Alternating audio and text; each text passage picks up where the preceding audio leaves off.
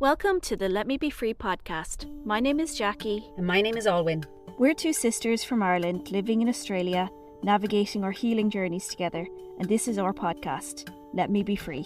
We'll be interviewing everyone who's helped us to get us where we are today, whether that's therapists, loved ones, people from our Facebook group, Let Me Be Free the Wounded Inner Child, or people who we've never met but have had huge impacts in our lives. Follow along with us on this journey as we try to dissect what has really worked for us in the hopes that you too might be freed. Okay, hello everyone and welcome back to the Let Me Be Free podcast. Today I have Andrea from the AdultChild podcast. I found her podcast because I actually searched the topic of scapegoating and Andrea's podcast popped up. And so I searched for scapegoating and I listened to the podcast episode with Andrea, and I can't remember who it was that you were. It was probably Rebecca Manville. She's like the queen of the she's the queen of the scapegoats, I called her. Yes, amazing. And I've been following her ever since. And so I remember I listened to that and it just really resonated with me so much. And I really liked your energy, the way that you shared. And so I started binging on your other episodes. And there was lots of stuff actually that I listened to in many of your episodes that I really resonated with. But I'd like to start off with, what is an adult child? Everybody? Everybody's an adult child. Okay, I'll give you a couple definitions. So the first definition comes from, so there's a 12-step program, Adult Children of Alcoholic and Dysfunctional Families. So their definition is an adult child is someone who responds to adult situations or life in general with self-doubt, self-blame, or a sense of being wrong or inferior, all of which was ingrained in childhood. Another way to say it is an adult child is someone whose unresolved childhood pain or trauma surfaces and plays out in adulthood and not in a good way. And the one thing that I want to say is, so when this term first came about, it was in the late 70s, early 80s. The term was just initially adult children of alcoholics. And so what happened is I'm sure you've heard of Al-Anon. You're familiar with Al-Anon? Yeah.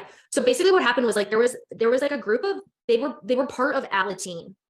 And so these were kids that were growing up in an alcoholic family. And when they quote unquote graduated and started going to Al-Anon, they realized that they couldn't really relate as much because it was like people talking about, their spouses.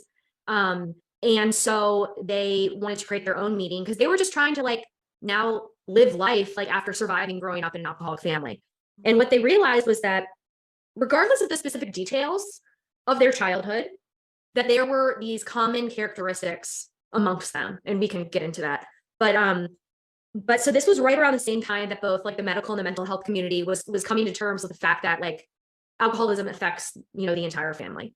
But it was less than 10 years later that they realized that an adult child was not, that other types of dysfunctional families could produce an adult child as well.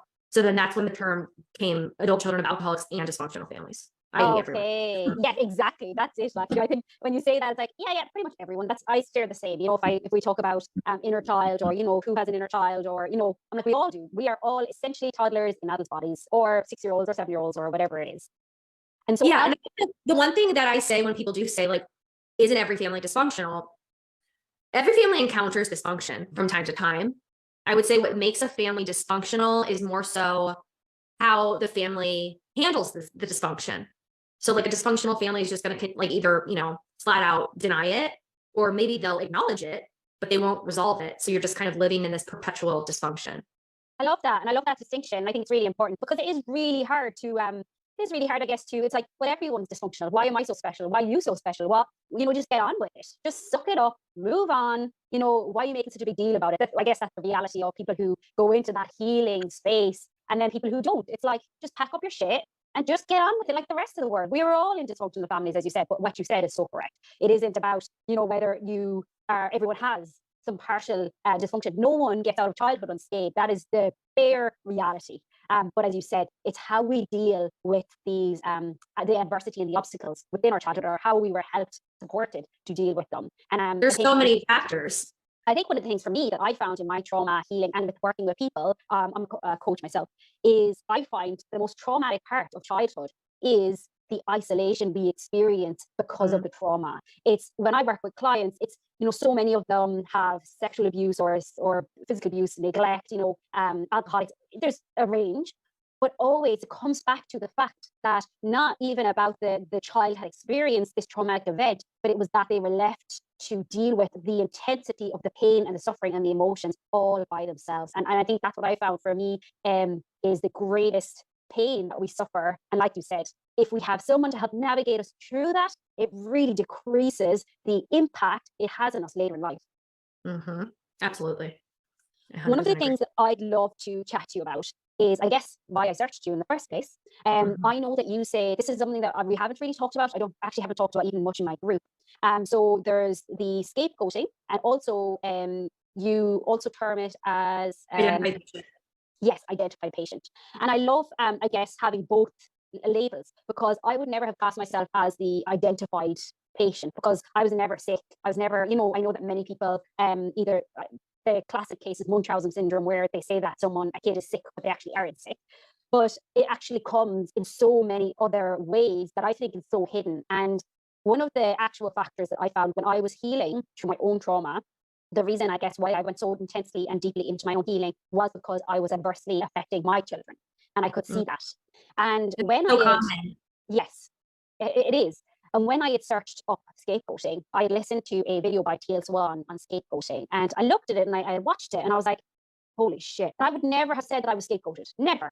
I would have thought my perception was that I was a really good child. I was the perfect child. I didn't kick up, or I didn't do anything to cause, any, I guess, reaction. But when I watched that video, what came to mind for me was, am I scapegoating my child? It was less about, am I being scapegoated, or was I scapegoated? And this real reality of, holy fucking shit, I think I might be doing this to my own little child, because he was the problem. I had focused on him as being the problem, the cause of all of my pain, because he was essentially a mirror for all of my pain. He was essentially acting the role of me. He was a mirror of everything I did not want to see. And so I put all of my anger and my blame and my hatred onto him, because I perceived him, his over emotional reactivity, his constant misbehaving. He had to be the problem, because he was doing all of the things that society said was bad. So I am putting all of that onto him, rather than when I watched that video, I started searching, am I scapegoating my child? I couldn't find any information on it. But I know now that I was scapegoating him, without a shadow of a doubt. So I found out that my mom was an alcoholic when I was 7. First of all, let me just say I'm an only child. And so we were out to dinner one night, and I could tell that my mom was upset, and she had ordered a beer. We were waiting for my dad to get there, and I could tell she just wasn't really touching the beer. And so when he got there, she started to cry. And then at a certain point, she took me to the bathroom, and I asked her what was wrong. And she said, I'm an alcoholic. And I'm obviously 7, and I don't know what the hell, that means. And so I said, what does that mean? And she goes, it means that I can't drink. And as I said, I had no idea what an alcoholic was, but at the same time, I knew exactly what an alcoholic was. And I feel like I went to bed that night and woke up the next morning, having skipped several stages of development, and really just developed this sixth sense when it came to my mom's drinking. I could feel it in my body hours before she would pick up a drink. And so the times that she drank the most was when my dad was out of town for work, which was often. And, and so she was always there to put me to bed, pick me up. I mean, she drove me around drunk.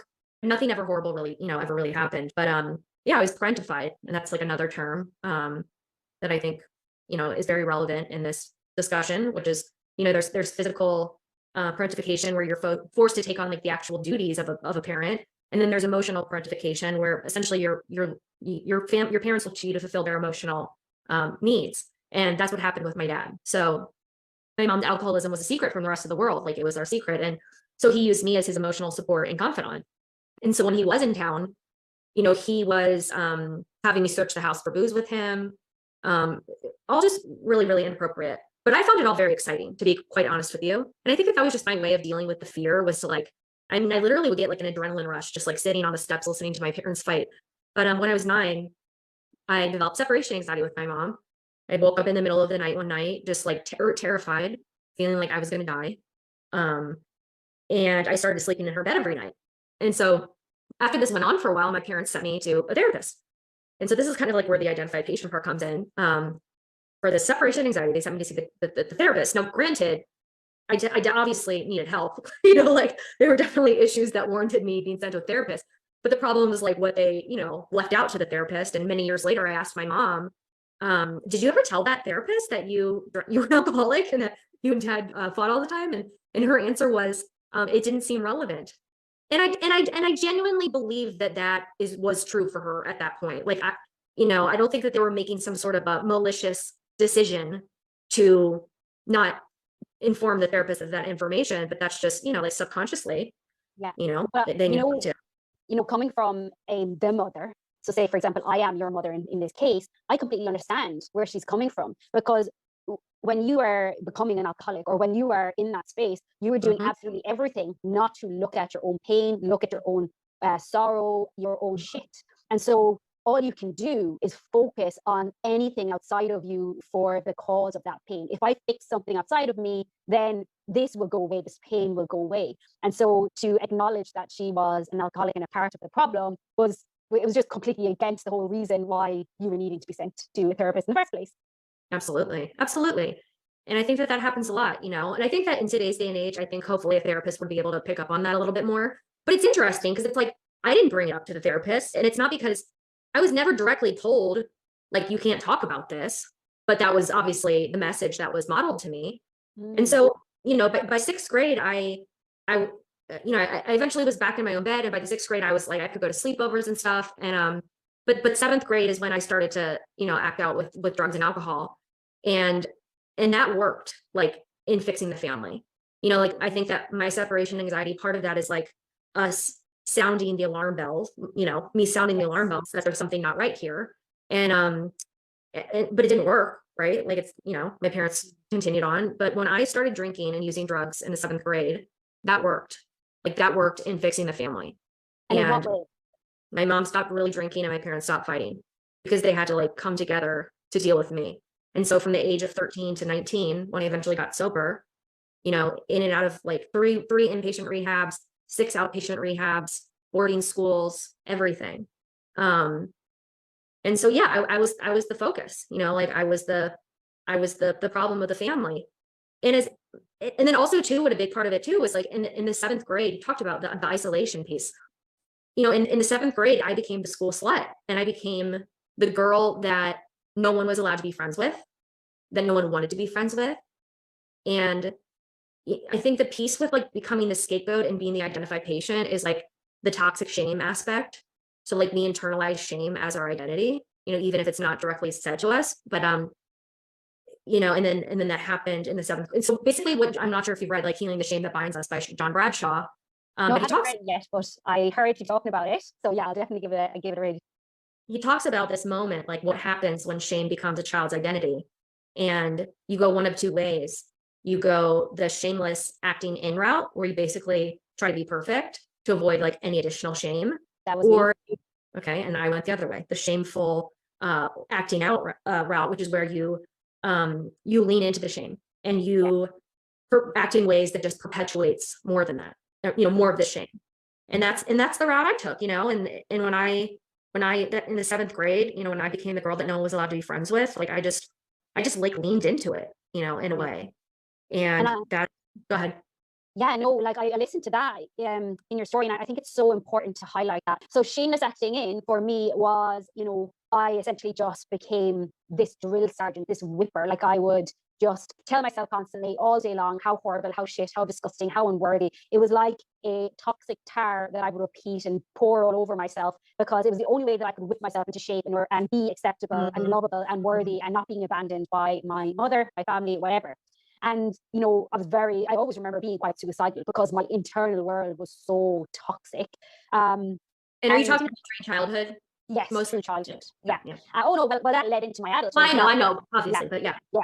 And then the other side for me was the food. Like I would just think about food all day long. From the moment I woke up, it went from eating, wanting to eat, binging, and then just constant self-hatred, self-loathing of my body. I would just pull at my body. I would look in the mirror. It was just constant disgust. I just essentially turned all that shameless shame in towards myself and had that deep self-loathing, self-hatred. So then the shameful acting out, I know a lot of my clients actually have definitely experienced this, and it is so important to talk about this because the pain and the suffering that comes from when you act out in childhood, teenage years. It's like, you know, these thought patterns and the narrative, you should have known better. You were older, all this shit that is absolute complete bullshit. You didn't know better. You couldn't have done better. You were trying to act out the pain that was within you, and there's no shame about that. But I would love if you could just talk a bit more on that, because there's so many people that to this day are still having that 2x4, that they're whacking the shit of themselves, you know, for doing the things that they did when they didn't know and couldn't do any better. But I didn't have that experience because I was shameful acting in or whatever. Yeah. So I'll say, like, when you're talking about just like that self-hatred that you felt and the negative like self-talk, like if I reflect back, I didn't experience that, but because I had to be intoxicated 24/7. You know what I mean? And another way that it really showed up for me too, when I talk about the shameful acting out, part of it was, I mean, I was completely incapable of having friends because I was just like, I got that label. I'm the girl that no one wants to be friends with. And so now I'm going to act accordingly to that. And I'm not even going to give you a chance to reject me, you know? And so, and then the way that it really showed up for me in adulthood, like when we talk about like scapegoats, especially in romantic relationships, right? Like I continue to find myself in relationships with, you know, people who kept me a secret, you know, who really didn't want to be in a relationship with me. And that was just reaffirming that core belief that I'm something to be ashamed of. Yeah. You know, and it really was not, I did not have that on a conscious level, like, you know, at all. But what I can say about that is like, it's everything. Like I'm so grateful for all of those things, like all of the things that I can look back that like one might cringe over, whether it's during childhood or before I really started doing this adult child work or before I got sober. Like I'm so fucking grateful, like for all of that, because it shaped me into who I am today. You know, like I'm so grateful for all of those experiences, and I know that it's not because of who I inherently was. You know, like I was just trying to survive. But it takes such great strength and resiliency and determination to allow yourself to move from that place of cringeworthy, I am inertly shameful, to where you are now. Like I know that the feeling of shame, you can't bypass it. You have to acknowledge and nearly re-experience and allow yourself to move through those traumatic, shameful experiences to get to where you are today. And it's in this space where you're like, I understand now. I can see it from this vantage point. But before you had that ability and that courage to move through it, you know, I'm sure that, you know, you didn't want to face it. You didn't want to look at it or acknowledge it. It's like yes and no. Like I feel like once, and granted, I'm still healing, right? There's still fucking shit that needs to be healed. That's scary as fuck. So in that respect, yeah. But a lot of it, like I think perhaps like one thing that really helped me is because I was the identified patient.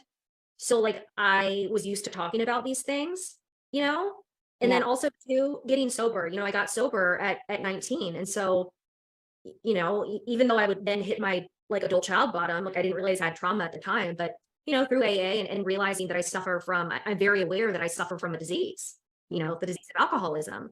So I guess just having that understanding, you know, allows me to see, you know, that to depersonalize it.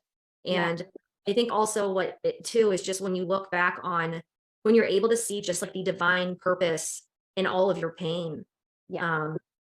You know, I'll tell you one thing though, that like I feel a shitload of shame. Here's a piece that still needs to be healed and has been going on, is money stuff. So while I was like in my active adult child, I feel like I should just say so people like understand, you know, so I got sober. And then for the next 9 years, I like kept finding myself in one toxic relationship after the other, with like no fucking clue, like why this kept happening to me. Like I did not understand it. Like I would take long periods off in between relationships. I would feel really good about myself. I would be confident that I was going to do things differently in the next relationship. And without fail, I kept finding myself in the same situation over and over and over again. And I had no idea that it was about my childhood, because one, like I had always been able to talk about it, like without getting upset. And so I thought that meant that it didn't impact me. But what I realized is like I was like a fucking newscaster, like reporting like on a house burning down behind me, but it's actually my house, you know, like, but just like being so emotionally disconnected from it. So like that was part of it. It was like, you know, I knew my childhood was less than ideal, you know, but I also knew that others had a lot worse. My parents never told me I was a piece of shit. My parents never beat me, you know, all of those things. So like truly, how bad could it have been? I had no idea that I was suffering from complex PTSD. But so while I'm kind of in this active like adult child disease, I start acting out like recklessly financially. And it wasn't me going on lavish vacations or, you know, shopping sprees, but just like not paying attention to like how much money I'm spending and like going out to eat all the time, like ordering takeout when there's food in the fridge, taking like Ubers and Lyfts everywhere when I could have walked, you know, or taken the bus. And I just created this shitstorm of debt. And then I like took a credit card out to like pay it off, or like a loan out to pay it off. I didn't change my behavior, like racked up more debt. And like before you know it, I'm like fucking 3 loans deep, you know? And that has been something that I have had a really hard time like confronting. The level of fear that I feel around that is like next level. The amount of shame. So when I tell you, I will tell you all my cringeworthy dating stories or my drinking, but like the money stuff, I don't want you to fucking know about that. I don't want anybody to know about that. And that's largely because of how I was raised, where I was taught that like money is the most important thing, you know? And if you are financially irresponsible, you're a bad person. And just the energy around money in my home growing up, it was like alcohol and money. Like those were just the really charged topics. And so I would say about a year ago was when I kind of got to the point where I'm like, all right, it's like let's face this stuff. Like let's face this money stuff, and started going to Debtors Anonymous. And but I keep dipping my toe in. I've stopped creating wreckage, but I'm not doing enough to like get myself out of it. And it's a lot of resistance. I don't know if it's because I still haven't like fully conceded that this is something that I'm powerless over, you know, or is it just like it's whatever's lying underneath that is just so fucking scary and painful. But you know, I love you talking about this. I love it. I'm like hanging on to every word that you say because I hear you. Like, you know, my shame was all about food. I would shame myself over food all day long. And, you know, obviously there's all the rest of the traumatic stuff. But you know, it's interesting because as I've shifted the shame around food, up comes the shame about money. And, you know, I'd love to, even just bounce off each other a bit because, you know, for me, I've just found it, you know, I have a very stable husband, you know, he has always been a saver. He's always had, you know, that financial, so he's always been that financial support. But for me, I'm literally like, I can spend it. I need to spend it as quick as it comes in. You know, if any money is in my account, it needs to be out of my account as soon as possible. And it's like, I'm a fucking grown adult. Like, and I love that. And what I actually heard your money podcast that you did with. That was, with it. Which one was that? Oh, in the beginning. Ben Rimmelauer. Yeah. So I had that one, but then I did a solo episode last summer on money, like, and this stuff. And I mean, that is truly like the only time I've ever like felt fucking vulnerable on my podcast. Like I say, like I air it all out. Like I will tell you everything. And that episode was so fucking scary for me. But go ahead. I'm going to check that one out next for sure. But yeah, like, you know, I just find that recently, you know, one of the things that I absolutely love from listening to your podcast is people always talk about debt and you know, spending on fancy things. I was like, I am not materialistic at all. Like, you know, I don't buy myself clothes, shoes. I don't buy myself anything. But what is it? Food, eating out, coffees, buying some stuff for the kids. But like, even for the kids, I wouldn't buy them nice clothes, nothing like that. But you know what? I don't even know what I'm spending money on. And I honestly don't even know if I'm spending money. But what I can't lose or shake is the shame. It's like the way I feel about money, it's as if I'm going out buying fucking Ferraris. And I don't even spend that much money. Like I am not materialistic, yet the shame still feels quite intense around money. Like either I can't make it or I don't want it. And like you, I'm like, I don't even know if I want to touch it. I don't even know if I want to look at that so heavy. Yeah. Well, here's another thing for me too, is like to tie this into the scapegoat discussion, is like I feel like it's in a way keeping me in that role in a sense. And it's also, it is, I don't know, subconsciously, if it's a way for me to stay connected to my parents, you know, like, is it a way to, because you know, they still help me, you know, I'm not completely financially independent. And that's kind of like, I've done so much work in my relationship, you know, with them, but that's really kind of the final string. That And is so fascinating, because as you're saying that, I'm actually thinking, yeah, like I have done so much work and I'm so independent, yet I still need to depend on my husband for money. Do you get me? Like, it's like I'm afraid to cut that tie, to take my own interdependence and make all the money and be responsible for my own money because of what? What am I afraid? Am I afraid of losing that relationship? Like, I feel like when you said that, it really just kind of pulled a chord with me where, that does, that does make sense, do you feel like, that your husband, um, like he needs to feel like he's helping you? Like, do you feel that way? Yeah, like I think that, my husband's always been, when I met him, I was severely traumatized. And I was looking for my knight in shining armor, and he was this person who had money and he had his own house. And honestly, he was a foreign entity to me. I had never met anyone who didn't live paycheck to paycheck. I had never met anyone who had any type of house or anything, especially that was theirs. And he was just so responsible. And so, when I met him, he was very much that nurturing caretaker. He essentially became what I never had, which was he took care of me. Like, I remember in the early years, one of the things that he said to me was, he'd said about a shower. His mom had a really lovely house, and he had said about something about a shower, and I said, "Oh my God, I love that you have a shower," because we never had a shower. We only had the hose. And he was like, when we move into together, babe, I'm going to have 3 showers in the house so that you never have to worry about, not having a shower again. And it was that kind of like, for the first time in my life, I felt like someone was going to love me, someone was going to take care of me. And I think maybe my inner child is afraid that if I cut that cord and become independent myself, that one, either maybe he won't feel like he's needed anymore, because I know that he has that role. He's always felt, that's always been a big part of our relationship, that he has been the one to take care of me financially. And obviously I had my role where I was the caretaker of him emotionally. I was, that other side. But, it's like, we've always had this dynamic. This is how it worked for us, that I was the one who couldn't keep money, and he was the one. He would always buy me stuff. Like, he would buy me, he would give me money to go shopping. That was his love language.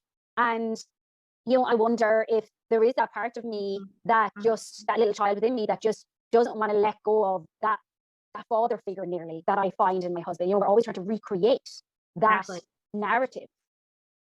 Exactly.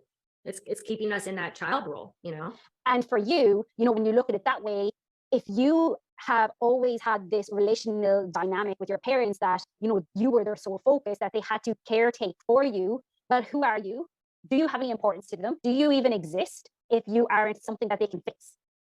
Are you worthy of any love, attention, or just being anything to them if they can't focus attention on you? Because so many of us, and even my kids, and lots of children, and even this generation, they only feel seen when they need something, when they're sick, or when they're acting out. None of us very rarely have ever felt seen just for being us, just for existing.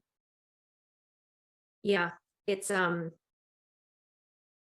spot on. It's, but it's so insidious, right? Because, like, I want nothing more than to be financially independent, But I think there's the parts of us. That's the reality. Oh, exactly. We are talking here. I'm adult self Alwynn, or I'm Alwynn. This part of me is the podcaster, and I'm talking to Andrea, the podcaster. But let's pull out, Andrea, the inner child, Alwynn, the wounded child, and we're going to have a very different conversation, And I guess that's it. When we talk about the self-sabotage and all of those different elements, really, that's just the self-sabotage is about keeping us in that space of where we feel safe, where we feel connected. That's all we want in life, is to feel loved, connected, nurtured. And if we don't feel like we're going to get that, if we feel like we're going to be abandoned by, cutting that cord, why the fuck would we do it? It's too terrifying to be out there alone on the sea, drifting around without that anchor of whoever we hook that anchor onto. But the reality is we are grown women who want to feel like we are our own anchor, and that we are able to stand on our own 2 feet. But that takes us being able to hold space for the little child within us that's like, no, I need to keep that relationship. I need to keep this dynamic, because I'm afraid of what might happen if we don't. It's really fucking charged. It's like it's like the last really big piece for me that needs to be healed. Yeah, definitely. And I wanted to just, if you don't mind, I'd love to just call you back because I'm really intrigued. So the time when you went to the restaurant and your mom had the drink and you went into the bathroom, I believe that we all have these turning points. I remember mine was 6. I was sent away to be a flower girl, and I was really excited because I had never been a flower girl. We were very poor, and so the idea of getting to wear a dress was really special. Oh, in a wedding. In a wedding, yeah. And so I was sent away to be a flower girl, but it wasn't. It was a ruse for me to be sexually abused. And so I had remembered, I shut that out. So that was my amnesia. Like I would, to be honest, I didn't remember a lot of my childhood. Pretty much most of it was under the surface. But I remembered going to be a flower girl, and I always had this memory of coming back from being a flower girl, and I remember splitting. I remember making this decision about myself and about my life that I am never going to be loved or accepted. I'm never going to be safe. And so I need to become something else, someone else right now. And so I remembered this nearly breaking apart of my psyche, the before that day and the after that day, And so it feels like maybe in the restaurant, was that a possibility? Because it seemed like such a pinnacle time for you. And you woke up the next day so different. What happened for you in that restaurant? What was happening within your mind? Do you remember that might have created that shift? No, but it just is etched in my memory, It's like that was it. Like there was life before that moment and there was life after that moment. And so, if you don't mind, if you would be in that moment, is there anything that comes to mind for you that was the thought pattern that would have come into your mind? Was it the confiding of your mom? Was it the word alcoholic? It was, I think it was just that there was something wrong with my mom. Okay. And so in that moment, she was the most amazing mom ever, that's the thing too, is like, when she wasn't drinking, she was like just the most amazing mom. And she was more of a binge drinker. But there was also like this defining moment too, when I talked about the separation anxiety. So, and having that experience of like waking up in the middle of the night, just like with this sheer terror, prior to that experience, one night when, so whenever my dad was out of town, I would fall asleep in my own bed. And then in the middle of the night, I would go then, hey, come here, Kiki. I would go, my kitty. I would go spend the rest of the night in her bed. And it was like kind of fun. It was like a sleepover. Like I liked when dad was out of town. And there was one night where I woke up and I walked into her room and the lights were all on and the bed was still made. And I went downstairs and she had passed out drunk on the couch. And so I had to then, carry her, like help her up the stairs. And I just remember, just like hysterically crying. And so that was a big moment, That must have been so terrifying, because obviously at that age, you weren't to know whether she was alive or not. Like there was probably some conscious awareness that, this might have happened before and she's drunk. But as a child, it's very hard to conceptualize when someone is passed out. The person that you need to support you and be there for you is passed out on the floor, and you have that responsibility to then take her and get her to safety. Yeah, very, I'm sure that again, so many thought patterns, so many belief systems were born. Who do I need to be? What do I need to become in order to stop? I thought she was going to die if I wasn't there, right? Because it's like, at that point, I was able to go to sleepovers prior to that, and it was after that point, like I was always the kid that always got, sick right before it was time to go to bed, Yeah. I had to call mom. And that feeling, come here, baby, that just feeling like I was going to die. I mean, that was how I realized that I was an adult child. I was dating this guy from less than a month. Brian number 1. If everyone needs to listen to my very first episode, which is called The Tale of Two Brians, where I dated 2 alcoholics named Brian back to back that were like my adult child bottom. But so Brian number 1, I dated this guy for less than a month. I dated this guy for less than a month. And he ghosts me. And he was definitely an alcoholic. Like that was definitely like known on the first date probably. But so he ghosts me. And I literally became a non-functioning human. I couldn't go to work. My mom had to fly out to California from Florida to come and take care of me.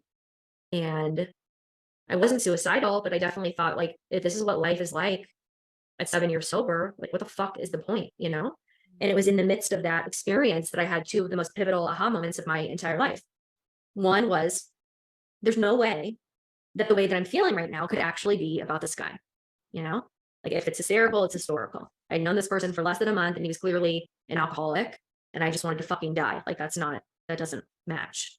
And then Yeah. the second was, this is a feeling that I felt often as a child. And I realized that was the exact feeling that I felt for the first time when I woke up, in the middle of the night, just terrified, like needing to sleep with my mom. Do you know what's really interesting? And I'd love to get your perception and your take on it. I had a friend who, her mom was an alcoholic, and when her mom wasn't drinking, it was as if her mom was actually there. She was present. But when her mom was drinking, she felt abandoned. She felt like she was so alone, and she hated the alcohol for that reason. She just resented the drink and the alcohol so much because she felt so deeply alone and so deeply abandoned when her mom was drinking, because her mom was no longer there anymore. She was in a different place. Mm-hmm. Was that your experience? No, there was not like a resentment towards the alcohol. But that's just it, right? Like that's like the abandonment that I experienced, right? Because it's like at the drop of the hat, she became no longer present to me, like she's no longer there for me. And I guess you could say I did resent it a little bit in the sense that like my dad taught me, like I said, like to help him search the house for booze, and so even when he was out of town, like a little girl, like, and I just remember like standing in the kitchen, just like screaming at my mom at the top of my lungs, like, I don't know, 8, 10, pouring her booze down the drain, and I never said that I was never going to drink, but I don't even know if I had the thought, like, I'm just not going to be like my mom. Like, I don't know. But I went, so she found out for the first time, she, cause it was like several years of like, we acknowledged that there's a problem here, but we're not like really doing anything about it. She would not drink for, I don't know, several months and then have an episode. But so when I was in the 6th grade, when I was 12, was the first time that she actually like started going to AA meetings and went to an outpatient rehab. And so I went to one of her meetings with her. I think she was like getting 90 days sober or something. And it was an open meeting, which means that like anybody can share. Like closed meetings are where, you're only allowed to share in the meeting if like you identify as an alcoholic. But in an open meeting, anyone can share. And I raised my hand and I said, "Hi, I'm Andrea, and I don't want to be an alcoholic." And I literally was in rehab like the first time, less than 2 years later. So yeah, it just did the trick, like I just had to fucking numb out. And what I will share is like, once I got sober, it was just my parents picked up where they left off. Like my mom, I don't even know, they're both alcoholics now. I don't know how my mom is even alive. She has fallen downstairs and broken ribs. She fell down the stairs in October and broke her heel. And my dad has, become an alcoholic, and they're so sick. Like they're so sick. And when I really started working on these issues, like I stopped participating in the dysfunction like I once did, like for years, I was convinced that there was my mom was going to get sober one day. Like I was convinced that finally she would get sober. And I was convinced that there was something that I could do or say, to make that happen. And, I realized one day something had happened. I like was screaming at her on the phone, and then I got off and was like, I felt like shit. And nothing, like there's nothing that I can do. Like this isn't going to change the, the experience at all for her. And so then I had to really just put some really, really, really firm, boundaries in place, and telling my dad that, he can't call me. He would always call me like with whatever the story was, like with whatever thing happened with mom, he would just call me up, and I had to tell him to stop doing that, and really just stop participating and like playing the role that I always had played. And, what happened as a result of that, and which is a very common experience, is that they lashed out at me essentially, like they were trying to like punish me. Because I was not, it's not that I wasn't participating, but I also wasn't like gonna live in the denial either. So it's like, I'm not gonna like try to take the elephant out of the room, but like, I'm gonna acknowledge that there's an elephant in the room, And so, they really, really, really lashed out at me. They even one time, like overnight, like changed the locks on all of the doors in one of their houses and like told me that I was no longer welcome there anymore. And it was really fucking painful. And this is a really, really, really common experience. Luckily, over time, I think they've realized that like if they want to have a relationship with me, that, they can't do that shit. but Yeah. that's what it's all about. It's like keeping dysfunction alive and thriving, Yeah. like keeping at the status quo. And I know that I know that they love me, I know they're not bad people. They're just really, really, really sick people. And it's really sad. And I've figured out a way to have a relationship with them that works for me. But it's really, Wow. it's, But it's sad. everyone's so individualized. I think with regards to relationships and cutting contact, there's no one answer that fits everyone. And I think that, in the healing realm, we all sometimes, I feel like we're so quick to give our opinion on what is the right way to do and what's the wrong way to do it. Cut contact with all toxic people. It doesn't always work like that, and I don't think everyone has to do that. But for me, that's the way it worked for me. My siblings, I absolutely love my siblings. I love them. But my choice and my sister's choice, both of us, so both of us had repressed memories come up at the same time.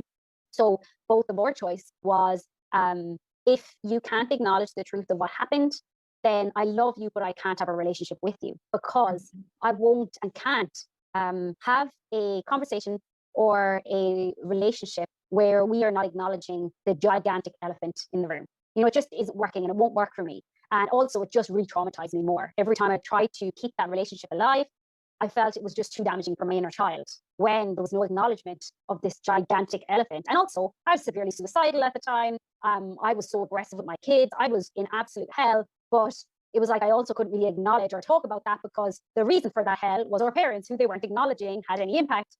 And so I got to the point where, as much as I absolutely love my siblings, it wasn't going to do either of us any good to stay in contact. I got contact with my parents. Yeah, I mean, I think that that's like a lot of people, that's absolutely necessary. There are a lot of, I've had periods of time I didn't speak to my dad for a year at one point. But I think that it's absolutely necessary, especially to heal. If you're still really wrapped up in that, I think that we can take a break, and do the work on ourselves, and then revisit it down the road, because through the work that I've done, I've been able to figure out how to, to make that work.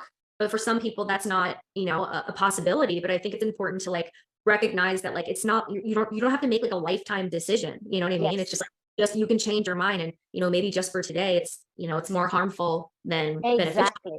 Yeah, and I think that's trauma, though, with us who have CPTSD. What my sister and I really acknowledge is that life is very black and white for CPTSD survivors. It's like there's no gray area of things can be okay. No, it's either catastrophe or trauma or good or bad. As children, we really had to, put things into categories and into boxes to make sense of the world. There was good mom and there was bad mom. There was good dad, there was good bad dad.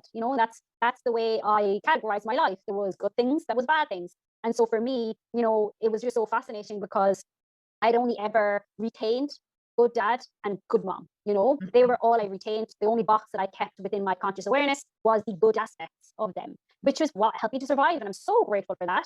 I'm so grateful that I repressed and suppressed all of my memories, because I wouldn't have gotten to this point if I had to relive the trauma and the helplessness and the powerlessness that I felt every single day living in that house.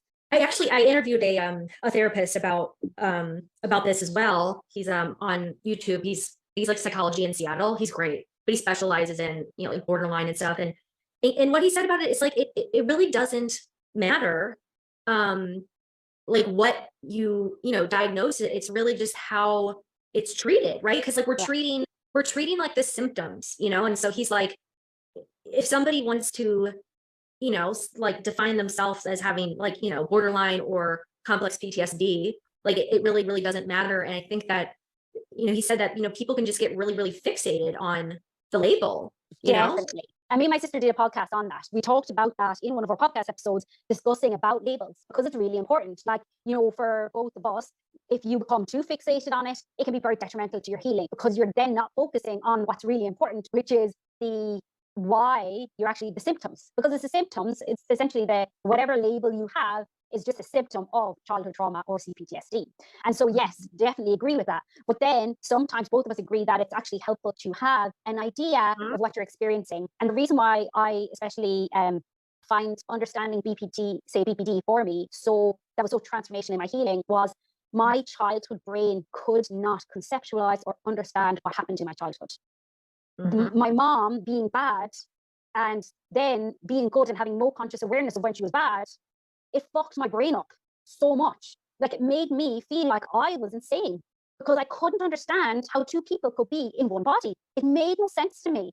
And so when I started doing it myself to my own children, that was when I started really freaking out. I was like, okay, I think I need to be signed into a mental institute. There is something deeply wrong with me. I have my mom's illness and I need to be kept away from my children, because where the difference was where my mom was completely switching, you know, she had no conscious awareness that she had switched from this bad part to this good part.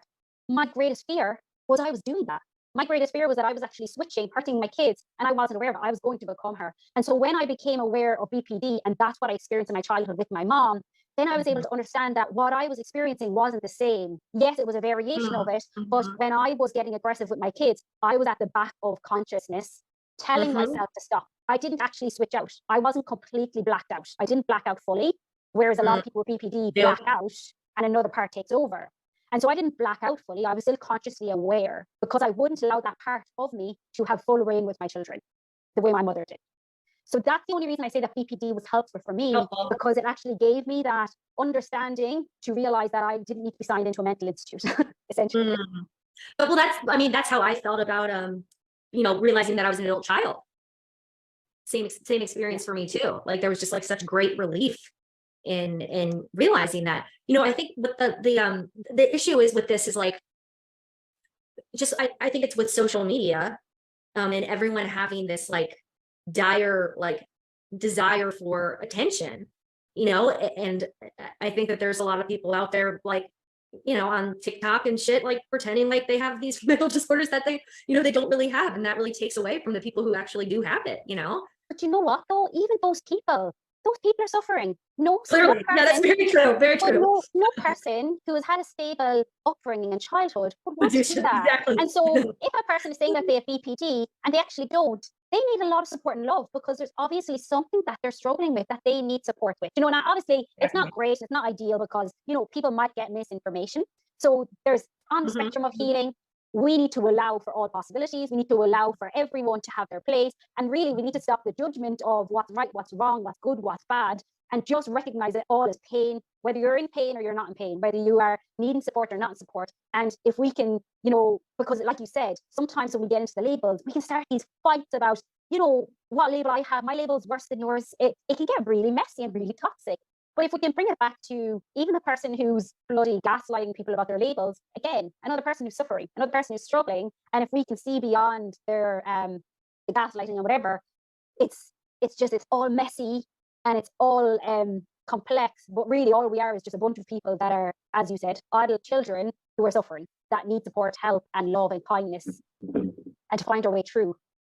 I guess the issue is like, if they're influenced, like what sort of influence are they having on other people? You know what I mean? Yeah. Like that's also kind of a tricky spot, because people are so like impressionable too, you know? But you're going to find that across the board with everything. I just think social media just takes it to a next level. You know what I mean? Like it just changes the ball game. Yeah, definitely. And you know, I also think if we look at, like, say, the universal everything happens for a reason, they have their place. There must be something in it for people. Maybe the people who watch that stuff, maybe their lesson is about discernment. Maybe their lesson is to learn discernment. Do you get me? And to realize what is right and what's truth for them and what's not truth. And maybe that's the lesson that they need to learn, that by watching these people who actually aren't authentic, there's something not right about this. Wait, this is a lesson for me in authentic, in discernment, in helping me to navigate what in childhood we are all gaslit. You know, we're all told that what isn't happening is happening, what we feel we don't feel. And so all of us, I feel like we're all having to rewire our own discernment, or learn what is our gut intuition, what's right, what's wrong, and to step into our own power and our own truth. Absolutely. I 100% agree. It's it's everyone's fucked up. And I think, you know? I think that it's just, you know, I love that we're creating and having these conversations. I don't think anything should be off topic, because the more that we talk about these things and the more that we hash these things out, the more that we'll be able to realize no one's fucking right, no one's fucking wrong. It really doesn't matter who's right or wrong anyways. All that matters is that each of us individually get to live the life that we deserve and the life that we want. If we stop worrying about everyone else in the world, everything else outside of us, and keep on bringing it back to the self. My biggest kind of teaching is, I'm no one's guru. I do not have all the answers. I know a lot of shit because I've been through a lot, and I should have died many times. But it still doesn't mean I know what you need or what the next person needs. You have the answers within you. You are the only guru of your own life. I can help you to try and navigate and find the path for you, maybe, or maybe not. Maybe I'm not the right person for you, but you are your own guru. No one out there has all the answers. No one out there is some spiritual higher power shit that's going to bring you to where you need to go. Once you recognize your own power, then you'll be on the right path. Yeah, because there's no one path to healing, No. Everyone's own journey, and we just have to, figure out what works for us, Yeah. And so, sorry, go on. Go ahead. Yeah, finishing off, I'd love to just kind of ask you if you could go back to the Andrea that you were, before you started healing, what are a few tips or what are a few insights, pointers, advice that you would give to her? That change is possible, that transformation is absolutely possible. It's fucking hard work, and it takes time, but I'm so fucking passionate about this stuff because it's not like just getting sober. It's getting to become the person that we were always meant to be and living accordingly. And that, it's just through this process, I've just been able to, figure out who the hell I am and show that to the world. And that's possible for all of us. It's life-changing. It's so profound and allows us to live life with such depth and meaning and, fulfillment. So it's really about embracing that pain, embracing that pain because it's truly our greatest blessing. My experience, I only change unless I'm in a fucking shitload of pain, Yeah. So when the discomfort becomes more uncomfortable than the place you're in. The beauty is after you've gone through that and you have several experiences where you can see what occurred on the other side, that makes it just a little bit easier to really weather those storms, because we have this data of what happens when we experience this pain, and it's always for great divine purpose, Yeah. And I just want to commend you. I think people who can battle addiction, whether it's alcoholism or, we're all addicted to something. Every single person on the planet is addicted to something. But to overcome alcoholism, drug addiction, the more addictive substances. It's so funny. A lot of people are when they've done tests, food is like opioids, sugar is like opioids, but at least it's not going to make you incapacitated. But I just think that anyone that can overcome an addiction like that, I think you're honestly the most strongest, most powerful human beings on the planet, because it takes someone with such strength and resiliency and just fucking badassness to pull yourself out of that shit and to walk away from that, Yeah, I mean, but it's the shit later on that's the real hard work. Yeah. But that's the only reason we have addictions, is so that we don't have to face the shit, the pain, the suffering, the addiction is just a band-aid. Absolutely. It is. And I think that getting sober, that allowed, it took some time. And this is a common experience for a lot of people getting sober. It's you get to a certain point, you got your footing as far as staying sober. And now your psyche, your true self knows that let's confront, the real shit here. Yeah, definitely. Well, thank you so much for taking your time out to talk to me today. I loved it. It was an amazing conversation, and I'm so grateful for you coming on. Where can people, if people want to, obviously I definitely would recommend they go check out your podcast, because, there's so much great information and loads of stuff in it. But Adult Child Pod, at AdultChild Pod on Instagram, TikTok, and you can find Adult Child on any damn podcast platform. Perfect. I'll put it all in the show notes so everyone can find you. Thanks, Girly. This was great. Thanks so much for tuning in today, guys. All the links to the information we discussed in this episode will be in the show notes. If you haven't done so already, please join our Facebook group, Let Me Be Free, The Wounded Inner Child, and post either anonymously or not what's going on for you in your world. We'd also be delighted if you would share this podcast or the Facebook group with one person who you think would benefit from the information. Bialah Mahaguf. Have a beautiful day. Bialah Mahaguf. Have a beautiful day. I'd be delighted if you would share this podcast or the Facebook group with one person who you think would benefit from the information. Bialah Mahaguf. Have a beautiful day. So much Like, it made me feel like I was insane because I couldn't understand how two people could be in one body. It made no sense to me. And so when I started doing it myself to my own children, that was when I started really freaking out. I was like, okay, I think I need to be signed into a mental institute. There was something deeply wrong with me. I have my mom's illness and I need to be kept away from my children, because where the difference was where my mom was completely switching, you know, she had no conscious awareness that she had switched from this bad part to this good part. My greatest fear was I was doing that. My greatest fear was that I was actually switching, hurting my kids, and I wasn't aware of it. I was going to become her. And so when I became aware of BPD, and that's what I experienced in my childhood with my mom, then I was able to understand that what I was experiencing wasn't the same. Yes, it was a variation of it, but when I was getting aggressive with my kids, I was at the back of consciousness, telling myself to stop. I didn't actually switch out. I wasn't completely blacked out. I didn't black out fully, whereas a lot of people with BPD black out and another part takes over. And so I didn't black out fully. I was still consciously aware because I wouldn't allow that part of me to have full reign with my children the way my mother did. So that's the only reason I say that BPD was helpful for me, because it actually gave me that understanding to realize that I didn't need to be signed into a mental institute, essentially. Well, that's how I felt about, realizing that I was an adult child. Same experience for me too. Like, there was just like such great relief in realizing that, I think what the issue is with this is like, just, I think it's with social media, and everyone having this like dire, like, desire for attention, and I think that there's a lot of people out there, like, on TikTok and shit, like pretending like they have these mental disorders that they don't really have. And that really takes away from the people who actually do have it, But you know what, though? Even those people are suffering. No, Clearly. Yeah, that's very true. Very true. No person who has had a stable upbringing in childhood would want to do that. Exactly. And so if a person is saying that they have BPD and they actually don't, they need a lot of support and love, because there's obviously something that they're struggling with that they need support with. And obviously it's not great, it's not ideal, because, people might get misinformation.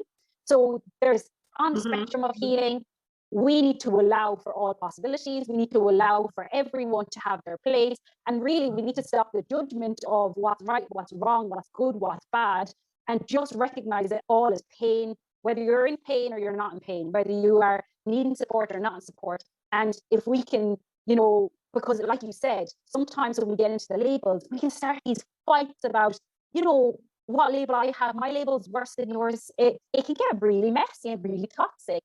But if we can bring it back to even the person who's bloody gaslighting people about their labels, again, another person who's suffering, another person who's struggling, and if we can see beyond their the gaslighting or whatever, it's all messy and it's all complex. But really, all we are is just a bunch of people that are, as you said, adult children who are suffering, that need support, help, and love and kindness, and to find your way through. I guess the issue is, like, if they're influenced, like what sort of influence are they having on other people? You know what I mean? Yeah. Like, that's also kind of a tricky spot, because people are so, like, impressionable too, But you're going to find that across the board with everything. I just think social media just takes it to a next level. You know what I mean? Like, it just changes the ball game. Yeah, definitely. And I also think if we look at, like, say, the universal everything happens for a reason, they have their place. There must be something in it for people. Maybe the people who watch that stuff, maybe their lesson is about discernment. Maybe their lesson is to learn discernment. Do you get me?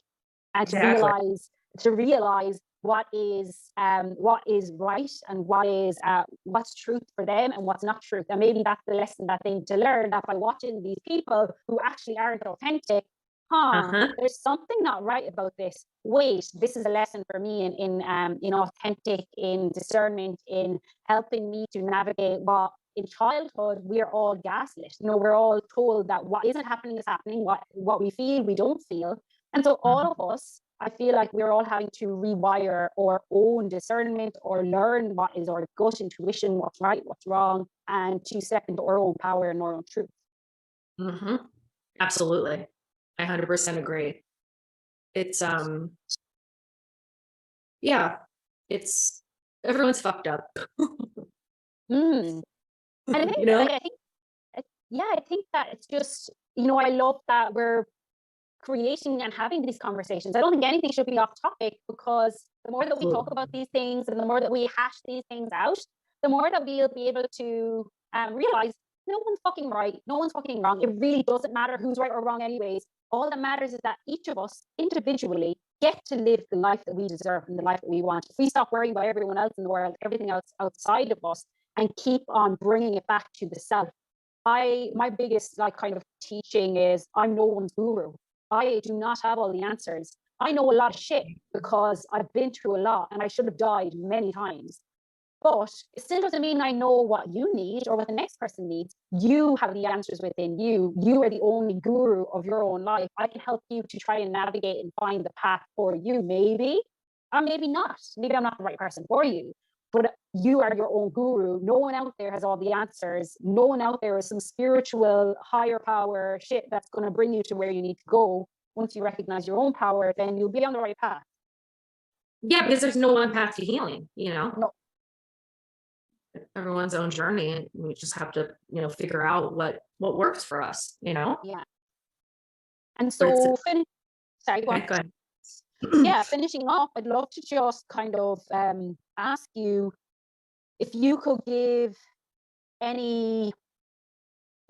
go back to the Andrea that you were, before you started healing, what are a few tips, or what are a few insights, pointers, advice that you would give to her?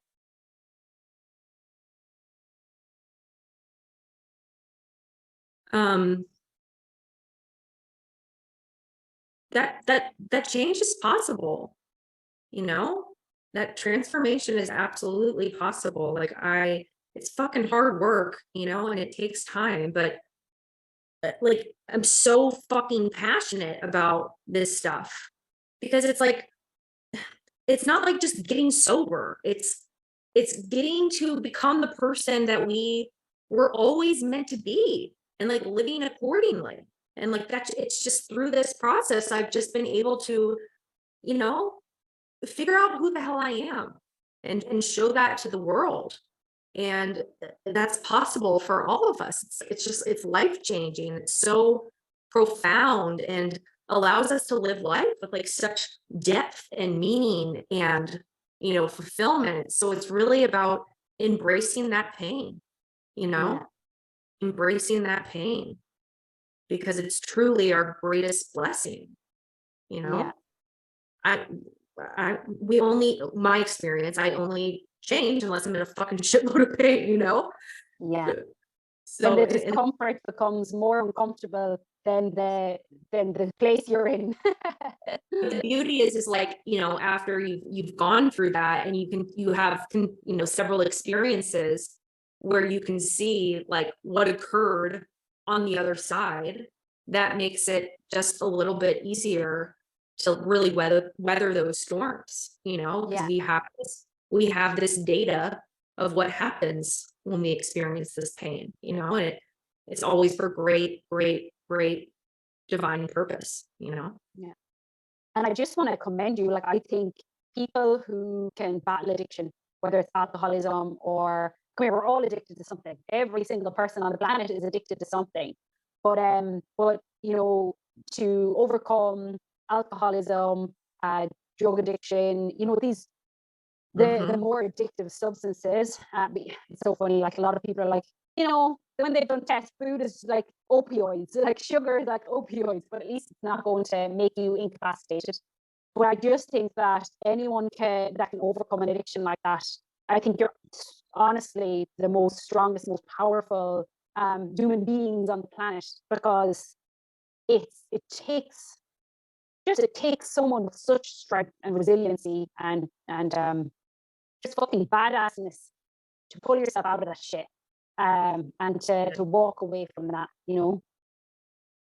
Yeah. I mean, but it's the shit later on that's the real hard work. You know? But that's it, sure. That's the only reason we have addictions, is so that we don't have to face the shit, the pain, the suffering, you know. The addiction is just a band-aid. Absolutely. It is. And I think that like getting sober, you know, that allowed, it took some time. And this is a common experience for a lot of people getting sober. You know, it's like you get to a certain point, you know, you got your footing as far as staying sober. And now your psyche, you know, your true self knows that let's confront, you know, the real shit here. Yeah, definitely. Well, thank you so much for taking your time out to talk to me today. I loved it. It was an amazing conversation, and I'm so grateful for you coming on. Where can people, if people want to, you know, obviously, I definitely would recommend they go check out your podcast, because, you know, there's so much great information and, yeah, loads of stuff in it.